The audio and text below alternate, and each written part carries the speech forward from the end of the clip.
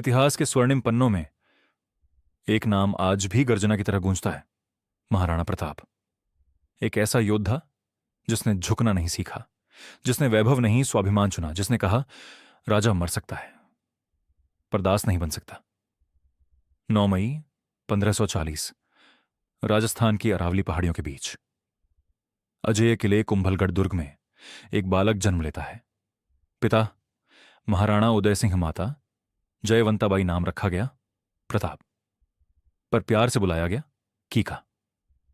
बचपन से ही तलवार उनका खिलौना थी, घोड़े उनकी रफ्तार थे और भीलों के साथ रहकर उन्होंने सीखा जंगल ही असली किला है और स्वाभिमान ही असली ताकत।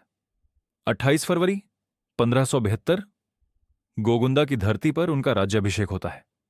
मगर सामने एक चुनौती खड़ी थी, दिल्ली की सल्तनत, मुगल सम्राट अकबर, जो चाहता था कि मेवाड़ भी उसकी अधीनता स्वीकार करे। राजपूत राजाओं ने समझौते किए पर प्रताप ने नहीं। उन्होंने सिंहासन से ज्यादा स्वतंत्रता को चुना।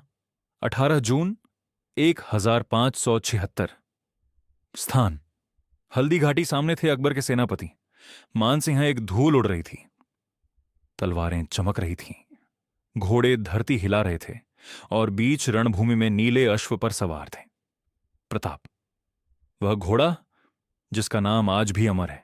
चेतक जब चेतक घायल हुआ, फिर भी उसने अपने स्वामी को सुरक्षित पार पहुंचाया और अंतिम सांस लेते हुए धरती पर गिर पड़ा।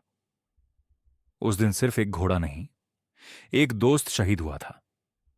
हल्दी घाटी के बाद महल छूट गए, आराम छूट गया, पर हिम्मत नहीं छूटी।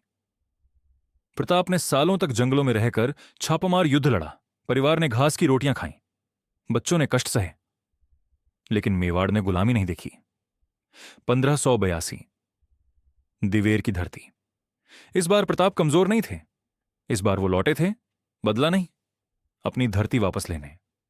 दिवेर के युद्ध में मुगलों को पराजित कर उन्होंने मेवाड़ की खोई हुई ताकत पुनः प्राप्त की। उन्होंने चावंड को अपनी नई राजधानी बनाया और मेवाड़ का अधिकांश हिस्सा फिर से स्वतंत्र हुआ। 19 जनवरी 1597 चावंड। धनुष की प्रत्यंचा खींचते समय लगी एक चोट और वीर प्रताप इस संसार से विदा हो गए। लेकिन क्या सच में? नहीं, क्योंकि कुछ लोग मरते नहीं, वो इतिहास बन जाते हैं। महाराणा प्रताप ने हमें सिखाया, सत्ता से बड़ा स्वाभिमान है, सुविधा से बड़ा स्वतंत्रता है और जीवन से बड़ा है सम्मान।